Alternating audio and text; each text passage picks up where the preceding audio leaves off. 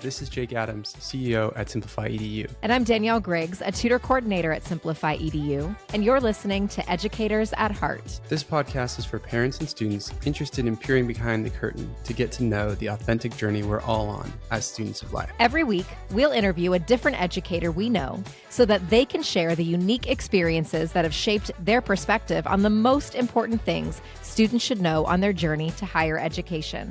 Let's get started.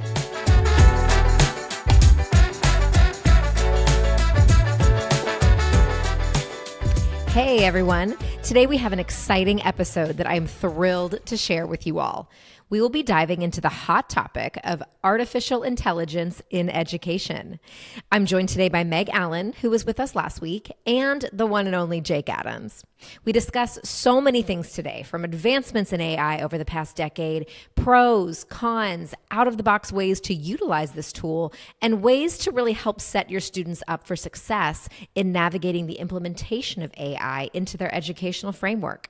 Jake and Meg also share some great resources in this episode, which we've attached for you in the show notes as resources to check out.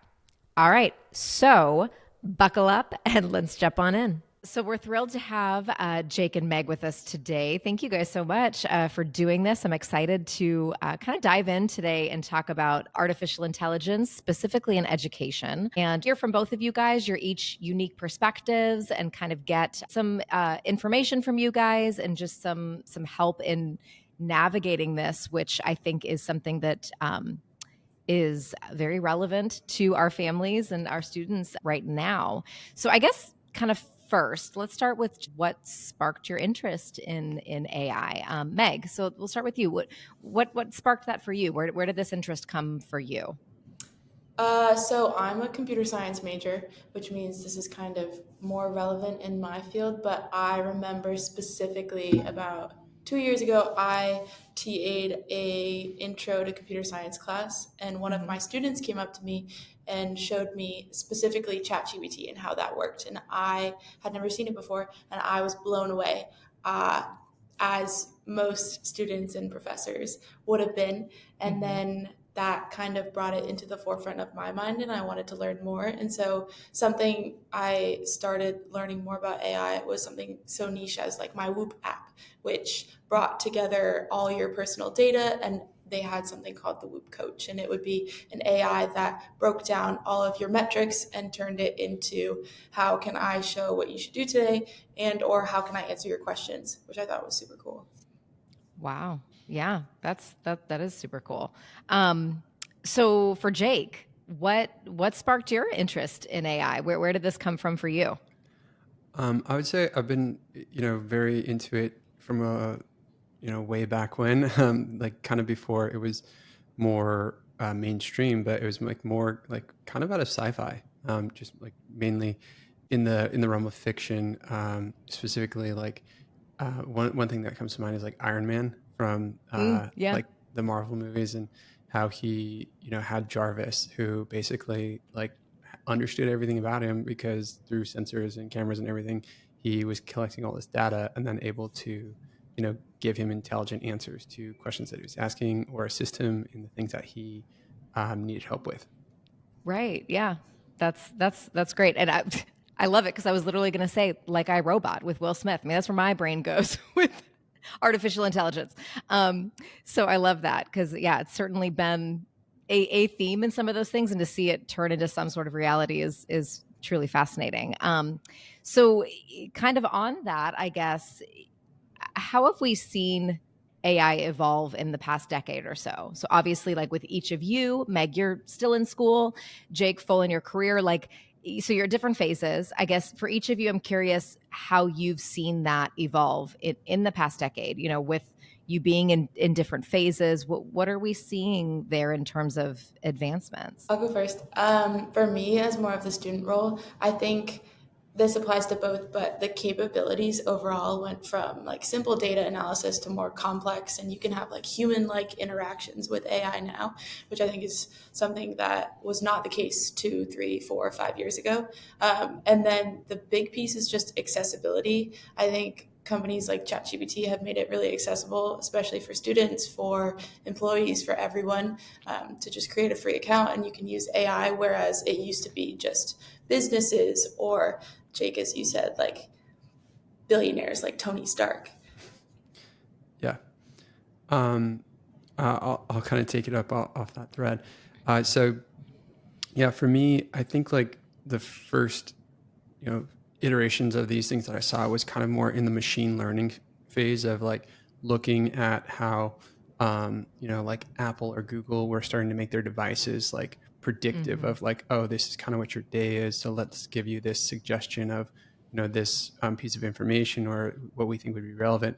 And of course, you do see it in like the algorithms that are playing out in social media. Like that's definitely a lot of pattern matching and very interesting as well because you can predict a lot about what human behavior might be based on certain choices. Just I think there was one metric where Facebook basically said, if you take this survey, we'll have a very good understanding of what your social proclivities might be, as well as like how you might vote and all these other things. And they kind of ran some studies against people who note or like in your inner circle, like your best friends or family and friends. And the algorithm is able to predict more realistically like what that person might do behaviorally versus their family and friends, which is kind of crazy.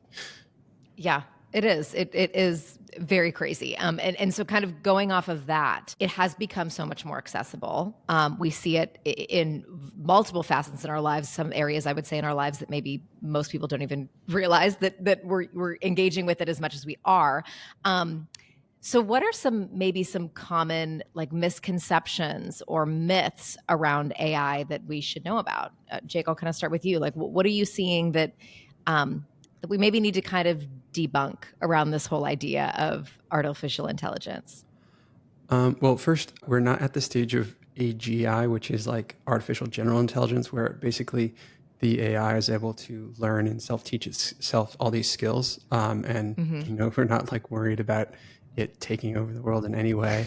But I guess like the misconception I think is like people think that there's like an intelligence that it's not conscious in any way, but also the intelligence isn't the same as ours in the sense that like for artificial intelligence, what it's really doing is it's crafting answers based on probabilistic ideas of what the next best word would be in a response.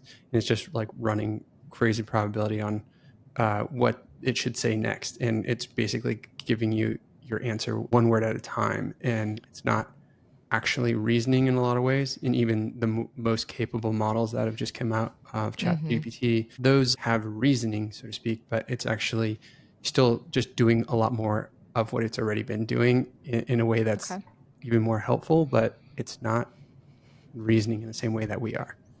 Yeah. Okay. Meg, how about you? What are some, myths or so that you've kind of heard around AI? I'd say a big one at this stage in my life is that AI will replace all jobs, which I think is a big misconception that people have. I think AI definitely enhances human jobs and human efforts, but it's not something that can or will ever replace human interaction. As Jake said, like it can't run without guidance. As someone who's worked on the back ends of constructing GPTs, I know all too well that you need to tell the GPT exactly what you want very specifically in order for it to work. And then even then, it still needs more feedback. It's not something that could run by itself. It's not something that could replace a human being, which I think is important. And then also some people who might be afraid of technology or AI in general, like AI is not something that has a mind of its own. It's not conscious. It's all about what data it's trained on. So it's not something that could like turn evil or turn bad. It's all about human input and human interaction. Right. Yeah. No, that's huge because I think it's kind of explaining it. There's a lot of ways to get false information out there around this topic. So I think it's so helpful to kind of help people see the reality of what it really truly looks like. So as we've said, with AI becoming increasingly accessible to really just about everyone, whereas, we mentioned before it being kind of more an exclusive thing, now it is available to just about everyone. How are we seeing this shift impact education specifically? What do you guys think? Meg, for you, I guess we start there with you being in school still. How are you seeing that impact education? I think there are pros and cons. So for pros, it allows more time to focus on those critical thinking skills and problem solving skills, because with things like I want to create a study plan for myself, or I want to create a practice test for myself, I can type up exactly what I need to learn, what I want to learn, and it will pop out 20 questions for me, which I think is really important. But on the other side, I think it's also important not to lean too much on AI and to use it more as a tool instead of relying on it completely. And on top of that, another con would be academic integrity, which I think a lot of colleges, high school students start facing. But if you can round all that out, it's an incredible tool that you can use throughout your educational journey, especially if maybe you run into a problem that you're struggling with that usually you would get discouraged and give up on. It's a good tool that can help you get over that speed bump and keep learning. Mm-hmm. Yeah, for sure. So Jake, I'm curious on your perspective here, because you obviously work with lots of students and lots of families, but also other educators. So how are you seeing this shift, impact education? I think it's an amazing tool, and kind of going on what we said before, there's no way that AI will replace, I think, teachers or educators, because the best way to put it is like AI is all brain and no heart. And a huge part of education, I think, is like learning resilience and kind of having someone to deal with the social and emotional aspects of learning, because it is really easy to get frustrated, to want to give up, to do all those things. And I think, even more so now, the role of educators needs to be focused on giving students that support system to say like, okay, you didn't get it today, but we're going to keep working on it. And also we have this cool, really interesting tool. So when I'm not here, like when it comes to exploring certain knowledge or repackaging it, we can use this tool to make it easier for you to try and understand something. An interesting trick with AI is sometimes you can take like a concept that might be really difficult for you, and you can give it information about yourself. Like, hey, I play soccer, or I really enjoy volleyball. Can you explain this in terms of like how this might be related in a volleyball metaphor or something like that? Like that is an interesting thing that you can, force it to do. I think the other piece, like kind of what Meg said, with academic integrity, there's an issue that where students might just lean on this to do work for them, and I think that's something that I really strongly caution all the students that I work with against, and also all of our educators, like telling them like, hey, you can't do this because not because you like actually physically can't do it, but you can't do this because in the long run, what you're doing is you're sacrificing your own ability to figure these things out, to be able to operate on your own. And there's that whole argument of like, oh, when will I ever be without a calculator, right? Why should I learn this if I always have a calculator? Or like, why should I learn to do, XYZ task when I have AI? And I think that the, important thing to take away from that is that, well, AI is not as capable as you think it is. And it's really reliant on your ability to interpret what it's telling you, because you can't have a good conversation. You can have a really intelligent conversation with AI, but you can't have a good conversation with it about a topic you know nothing about. So you have to like do the work to understand even what it's saying to you. And I think a really big part of what this tool opens up to is like the curiosity and question asking. I think like if students can really like master that topic with an AI, and translate that to the real world where they're asking questions about things that they don't understand, and being able to just like be curious and have no question sort of be off limits and get used to that as a default. I think that can be one of the ways that AI would really like help the space of learning. Yeah, absolutely. And I think that whole concept of or discussion around academic integrity, I mean, that's always been there. It's just the tools have changed, right? Like there's always been ways around that. It's just there's new tools. So it's kind of learning to navigate the new tools. I mean, it was something different, 20 years ago, Spark Notes, but like now totally different, but it's still kind of that same idea of like it still helping reframe the mindset of like, why am I learning this information? Am I benefiting myself by taking these shortcuts or utilizing them in a way that's like you've mentioned, Jake, that's going to help propel me forward. So let's talk about benefits, right? So how is AI beneficial to students? I know we've kind of touched on it a little bit, but let's talk about maybe some ways that you see them being able to utilize and maximize really the effectiveness of what these tools have. Let Meg start. I'd say for me personally, specifically in my role as a TA and specifically in an intro level class, I saw a lot of students, and this was a couple of years ago, but I saw a lot of students who would get really stuck and get really discouraged. And if I wasn't holding office hours, they would give up. And I think that's a big problem, especially in high school when you're just figuring out who you are as a student, and in college when you're figuring out where you want to go. And which path to go down. I think it's incredibly important to not give up when you get stuck.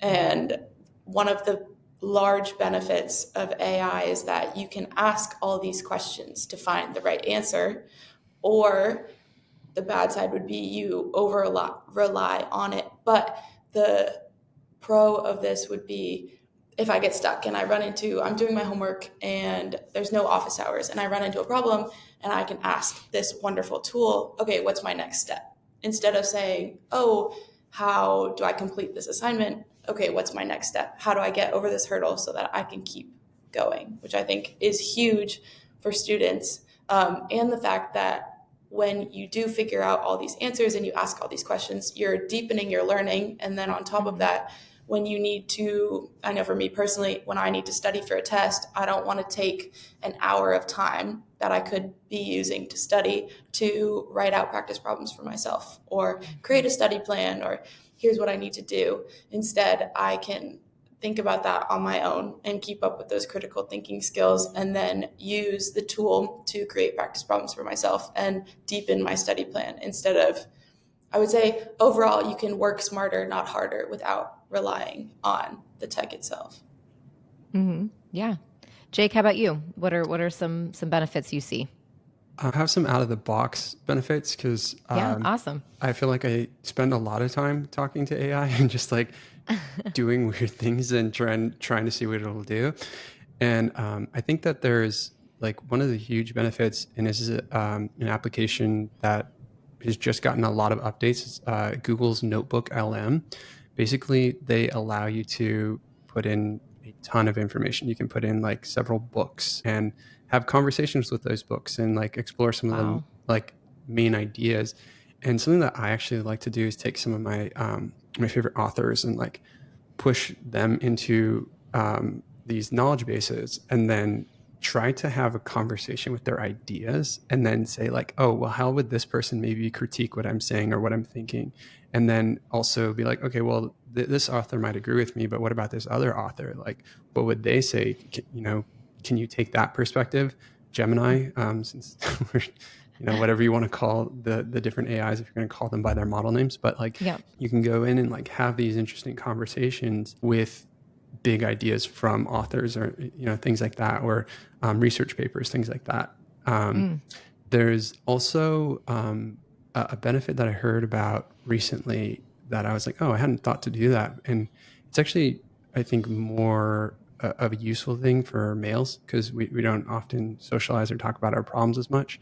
And I think that being able to talk about what you're going through, how your day is going, and express all of this, and then maybe say like, are there maybe some things that I could do to solve these problems that I'm having? And like, it could just give you some ideas as to, brainstorm solutions of this is what might help. Or you can, also ask it to poke holes in your thinking. Be like, is there anything that I'm maybe overreacting about? Or I just told you all these things and I said, if this happens, then that would happen, and then that would happen. And then maybe you could get some grounding and, have the AI say like, well, what is the actual probability of those things happening? And in sequence, it seems very unlikely, right? Like that it can be in a way, just someone to talk to and kind of like examine your thoughts, I guess is the best way to put it, and have it think about those, give you some logical aspects of, what someone might say in response to those things. And you don't actually have to have that conversation with someone if it's something that's private and you don't have an outlet for it or something like that. That's fascinating. I've definitely not thought about utilizing it in that way. So cool. So, okay. So positives, but I think that as with everything, there always can be some sort of negative side. So I'm curious, do you see any potential negative impacts to AI? Let's talk like specifically to education. Yeah. What are some negative impacts that you could foresee happening here? I think for sure over reliance on AI is a big one, especially in students, just because it is such a cool tool and so helpful. And it's easy to go down the path of, oh, this did my homework for me in 5 minutes when it would take me an hour. So I think that's a huge thing to look out for.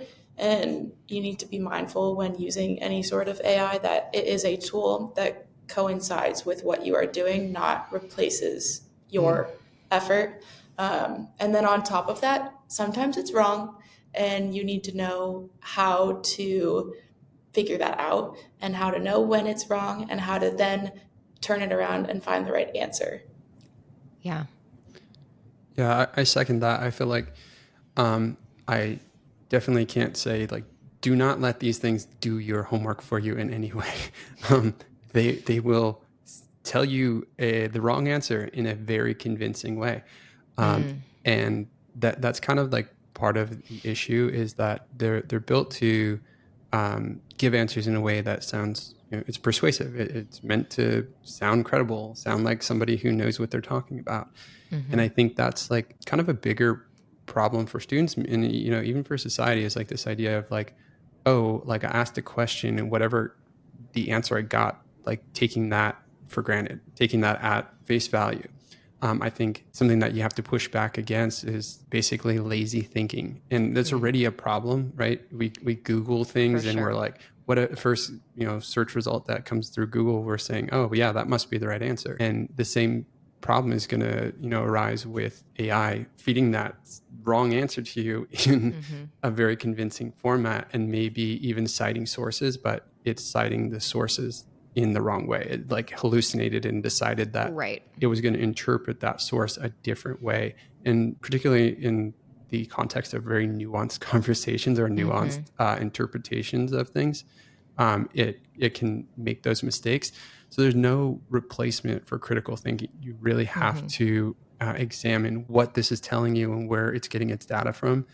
And that's just like, I feel like that goes back to my middle school, high school, college days, and the librarian saying, you need credible sources. You need to make sure that whatever you're citing sources from is trustworthy.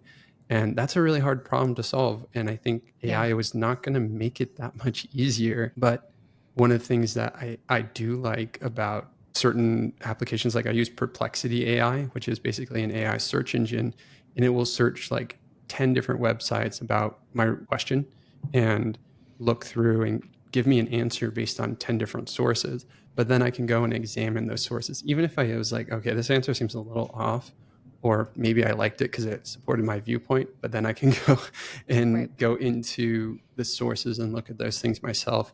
I mean, obviously that does create another problem, which is like, okay, those are the pre-selected sources. Now we have certain sources that are being preferenced, and what sources do we preference? Like, these are going to be difficult problems to solve, and they do have negative impacts if you have people kind of thinking the world exists in a certain way, but it actually doesn't because there's a lot of misinformation out there. So like, I think that's definitely a problem that everyone has to think about and work on solutions to. Right. Yeah. It's so funny because I've thought about this so many times. Like I remember, my freshman year of high school, we had to take a research class. Right. And I remember thinking kind of at the time as a typical freshman in high school, like, when am I going to use this? Like, this seems kind of like a waste of my time. And I had no idea how relevant, even more so. It was relevant back then, of course, but I mean, like, just the increasing need to be able to decipher and understand the importance of true research and being able to kind of sift through just with where we are today is so valuable and so needed. So those are really great things to kind of think on. So I want to talk kind of specifically for parents. I know personally, knowing a lot of parents and who have expressed concerns around the impacts of AI specifically to education. So maybe for parents who have felt concerned about their students having to navigate the reality of AI really being so accessible throughout their whole education journey, what would you say are some tips or some advice that we can kind of help them just really set their students up for success in this area? I think first it's super important to become knowledgeable on it Mm. as a parent because I know students probably have more exposure to AI in their everyday lives, whereas parents might not. And I think Hmm. in order to have conversations with your student about AI, it's important for you to know about it first. So for me, in my day to day, I use AI to make lift plans, or I'll use AI to make my meal plans for me. And that's something that you can throw into your day to day that will get you familiar with the tool. Mm. And then going off of that, once you are familiar with how it works and what it can do and what it shouldn't do, you can have those conversations with your student about setting boundaries, how it should not be a shortcut to your homework, Right. but instead a tool that you can use with it. Even something so simple as like a screen time boundary could work. And then Hmm. just also encouraging on the side those problem solving and critical thinking skills, either through sports or through other various Hmm. ways, is something that's super important. And then on top of that, overall, I think for high school, college age is just digital literacy. So knowing or having that conversation with your student on when to know if something's wrong, or when to Hmm. know all the different parts of a digital footprint and that kind of thing, I think are first steps to having those conversations. And again, just a conversation with your student, I think is going to be the biggest part because they don't know until you talk about it. Right, absolutely. And I totally agree. I think that almost in a similar way of kind of the social media discussion with your kids. And I think that what I've seen so much is it's a unique place for so many parents because this is a certain area when it comes to really anything technological that parents have a hard time being able to say, "Oh, I can relate to it this way," or "I can relate to when I was your age in this specific way," because that just didn't exist. So I think that it is a big kind of fear and struggle in some ways because in so many other ways in parenting you can say, yeah, I remember being 12, or I remember studying for tests, or I can relate to the struggle in balancing sports and extracurriculars. But when it comes to these things, there's not really a frame of reference to go back and say, I understand what that was like. And I think that leaves some parents um, kind of grasping at straws at times. So I really resonate with you saying that knowledge is one of the greatest tools there. And I've had conversation with parents about even social media, same thing. Like you have to educate yourself on what it is. And yeah, you honestly, your kids are probably going to know a lot more about it than you do. And that's okay. I think that though having that knowledge is one of the kind of that initial tool in your tool belt to really use. So Jake, how about you? What do you think? I agree. I think developing a knowledge of the tool yourself, using it, and kind of getting that, baseline understanding of what's going on, is certainly helpful. And then I think the other piece, like, not just like the conversation, definitely it needs to be an open conversation. Mm. It almost like needs to be a conversation about like, who's that friend that you invited over? Like, what are you guys Right. doing? Like that kind of thing. Like understanding like how are they using the tool, like what are the ways that they incorporate it into their day-to-day life, and kind of like having conversations around that. And also like being there maybe in some cases, like if it's possible, like using it together to like Mm. actually get the benefits of it, because there are appropriate ways to use the tool, and there's like a lot that people haven't figured out in terms of how to use it optimally. And Right. if you guys can make a project of working on it together and being like, oh, well, we could actually do things, in a much better way, or even have a better conversation with this tool, then you both benefit. You're learning Hmm. together. It's kind of a shared experience that you can have. And I think actually, just saying that, like, that it is a shared experience that you can have. Like, we don't, have a frame of reference of, what was it like when you were in middle school and you had these tools? Like we didn't, but we can kind of like grow together and have those experiences together, and let it be part of a conversation and an open dialogue. Creating like the shared experience now, right? I love that. That's such a great way to look at it. Some really good advice. Okay, well, as we kind of wrap up here, we want to hear your simplified lessons, and I want to make these AI specific today. So for each of you, we'll maybe start with Meg. If you had to simplify, one of the most important lessons that you've had to learn in working with AI, that you wouldn't mind sharing, what would be that you can kind of help others learn this more quickly?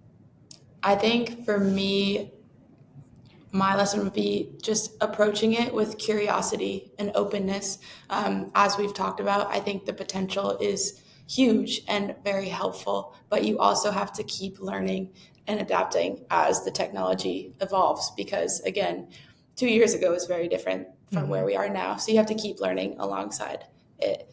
But it can be a super valuable tool if you know how to use it. For me, I think it's actually getting really specific with what you want to know and or what you want the tool to do for you.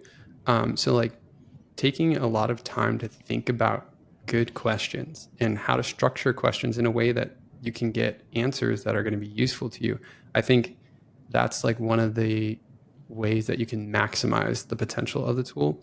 And then going back and like, if you didn't like an answer, say you didn't like the answer and ask for a different like explanation, or ask for it to do different things. Because I think that's where a lot of people like kind of just stop. They're just like, oh, I asked it to write my weekly schedule or write a business plan or whatever it is. They like give it a one-line question and then they expect it to solve life's problems. And that's not really going to work. You have to put in the work to get good results. Wonderful. That's great. I loved, having this conversation today. Thank you guys so much for taking the time. And I think this will be, really beneficial. So thanks so much. We'll see you. Bye.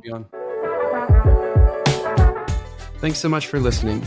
If you enjoyed this episode, please leave us a review wherever you get your podcasts. And don't forget to subscribe to our show for future episodes. See you next time.